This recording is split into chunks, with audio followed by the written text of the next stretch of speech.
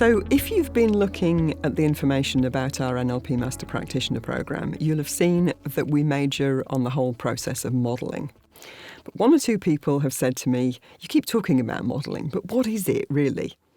Well, if you've done NLP practitioner training, you've probably got a rough idea of what modelling is. But let me give you some definitions. And of course, that tells you something from the start, doesn't it? The fact that I'm saying definitions multiple, not that there is one single definition. So one definition is that modelling is the process of observing, analysing and reproducing the structure of a particular ability or skill. Do you get that? It's the process of observing, analysing and reproducing the structure of a particular skill or ability. A simpler version, different definition, is that it's mapping the differences that make the difference. I quite like that one, although what does it really mean? And the final one is that it's the process of creating a useful description of a specific human activity. That perhaps is the best explanatory definition. It's the process of creating a useful description of a specific human ability. So I think the question to ask then is, why would you want to do that and where did it all come from? And I think it's something that lots of us could profit from in lots of different ways, because the idea of modelling is that you see somebody else doing something really well and you think, gosh, I'd like to be able to do that. And, it doesn't matter whether it's, somebody's ability to chair a meeting or write a report or dance the tango or take a penalty or, it can be any kind of skill, something that somebody's good at where you think, oh, I'd like to be able to do that. The process of modelling helps you unpack how does the person do what they do and get the exceptional results that they do. So you're probably already thinking about things that you would like to be able to do, or perhaps thinking about what would be the implications of that in your business. Let's talk a bit about the history, because there's different types of modelling and they represent sort of stages in the development of the ideas.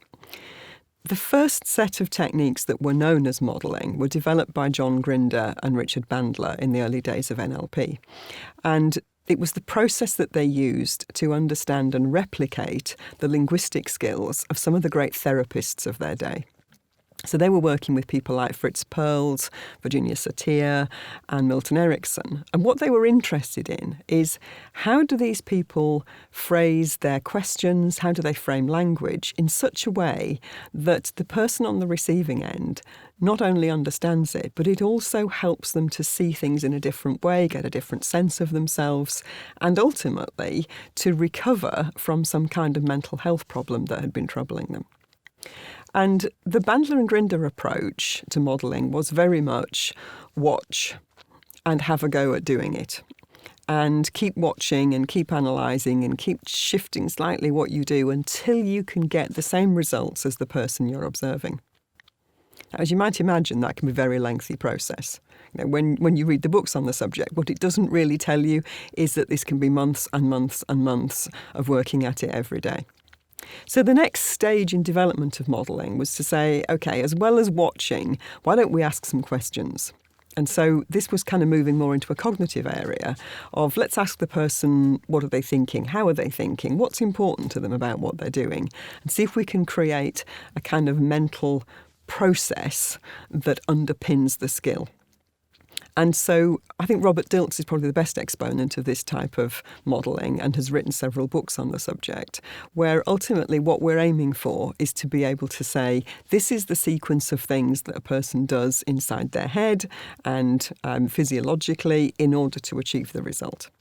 And I've had experience of both doing this as a modeller and also being the person whose skill was being modelled, and it's an extraordinary process. It takes time, it takes effort, but it does end up with a very clear description of how to do a particular thing. In my case, it was the ability to remember names that somebody extracted from my bank of skills. And now I know how I do it, I actually do it better. So that's an interesting one. The final type of modelling is one that's made popular by David Gordon and Graham Dawes. And this is more about creating a sort of narrative description of how somebody does what they do. And as well as understanding how they do it, we understand more about why they do it and what they believe that makes it easy for them to do what they do. And This type of modelling usually, again, takes place with an interview, so you're asking a person questions. But some people find it a bit less detailed and therefore a little bit easier to do. But nonetheless gives us insight into how somebody does what they do so that we can take it away and replicate it. And that's always the acid test for modelling. However much you understand what somebody else does, you also need to be able to do it for yourself. For that purpose, often in a modelling project, you would find more than one person with the required skill so that you can model out the process each one of maybe 2 or 3 or 4 people do, and find out what's the common ground, what are the elements that are the same, and are there some things that are just purely idiosyncratic that you can say, OK, that person might do that every time, but it doesn't really add to the end result. If I leave it out, it doesn't make any difference. So some people ask me, well, which is the best of these 3 different types of model? And it depends. It depends on the skill that you're modelling. It depends on you as a modeller, which one you like the best. And it might also depend on the availability of people with the required skill. Because if you can only model one person, then you might approach it differently than if you can go and sort of get the average of 3 or 4 people. And there are lots of applications for modelling, both on a personal level and on an organisational level. One of the things that we've done as a project for a client is that we took their best salespeople in an outgoing call centre and we just modelled their strategies and found out how did they do what they did and how did they become the best salespeople. And then understanding what it was they were doing that was different from everybody else who was doing okay but not brilliantly, we were able to teach it to everybody else and therefore raise their skill level as well.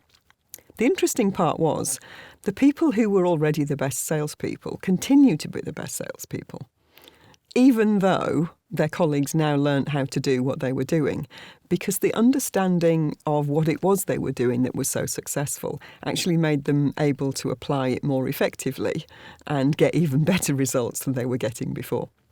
So, yes, it's a lengthy process, modelling, but the end result really can be worthwhile putting in the investment.